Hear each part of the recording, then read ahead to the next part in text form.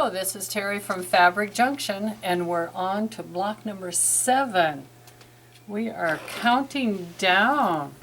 As Christopher pans over to our beautiful Radiant Reflection line of batiks that you'll be using in this particular block, and the gorgeous River Rock that I'll be working with today.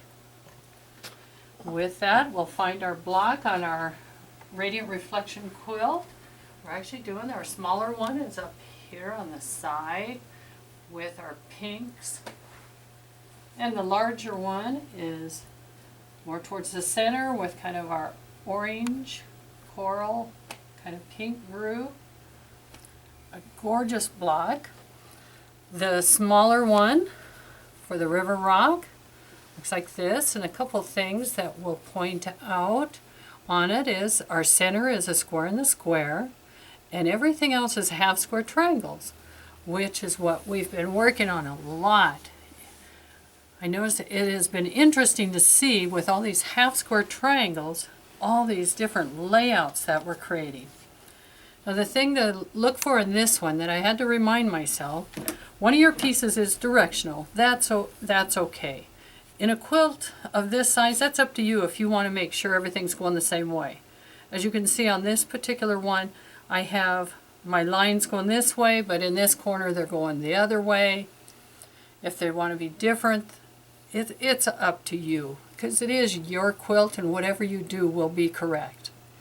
The thing to pay attention to when we do our half square triangles is this time, instead of them being exactly the same, we've switched the colors this way. So you will put half of your fabrics with the lighter print over here, half of your blue with the lighter print, and then you'll take the two of those and match them up to give us our half square triangles that we use inside. And then the combination of those is what creates this nice look for our center. Then inside, our half square triangles make a 4-pointed star. So let me show you quickly how we do our square in the square. I know we've done it in the past, but sometimes it doesn't hurt to have a fresh reminder. You'll have your squares. The smaller ones, you need to cut them in half. Oop, got a little snag on that one, that's okay. And let's cut this one. Once we have them cut in half, and get that one little thread, there we go. We're going to press a mark so that we know where to line up the triangles onto our square. And what I do is I fold my square in half and I just press a little bit on each side. If you do press all the way across and that line doesn't want to come out, I use my best press to get that line out. But sometimes I do press all the way across. Most of the time I try to just press where I want to sew. Then we take the triangles, fold them in half, and put just a little press what would be on the length, or what would be the base of the triangle.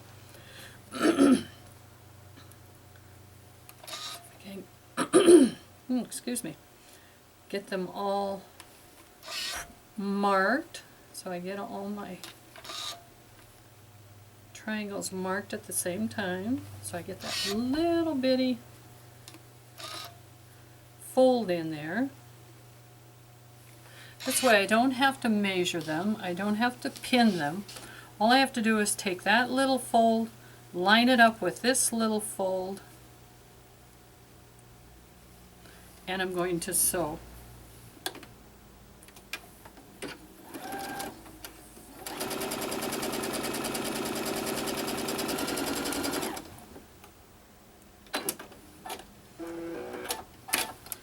Turn it, and I'm going to do the opposite side.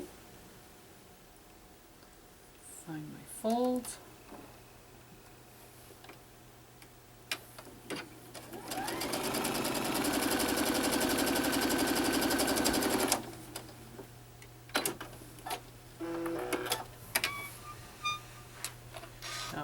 press.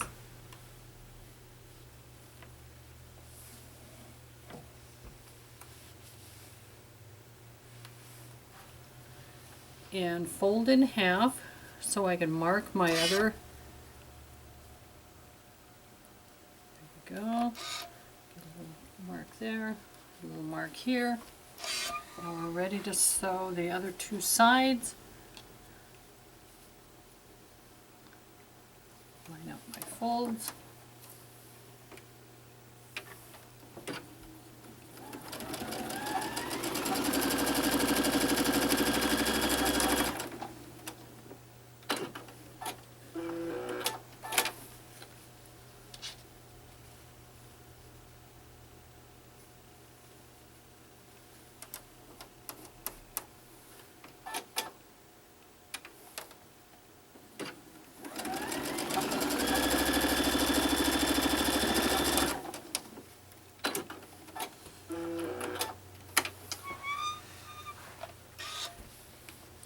Sides, open up, and now we have created our square in the square.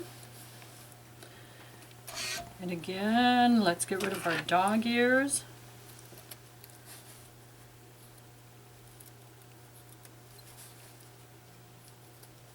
And just about as always, I always seem to have at least one that doesn't ever come out exactly on. These look great.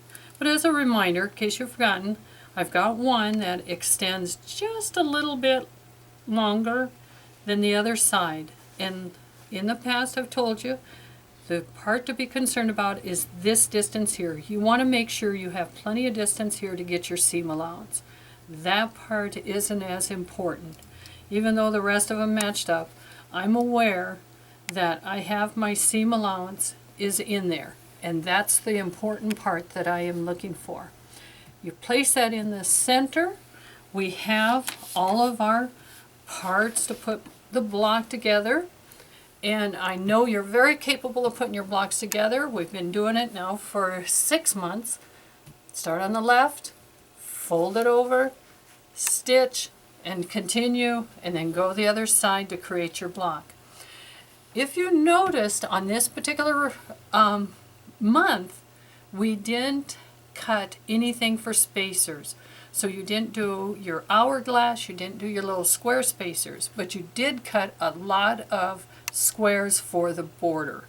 So the nice thing about this is this whole time you have been cutting all your border pieces, which you know are going to be the small squares sewn end to end to go around the side. So I hope you had fun making, enjoy this next block. I think it's a gorgeous one.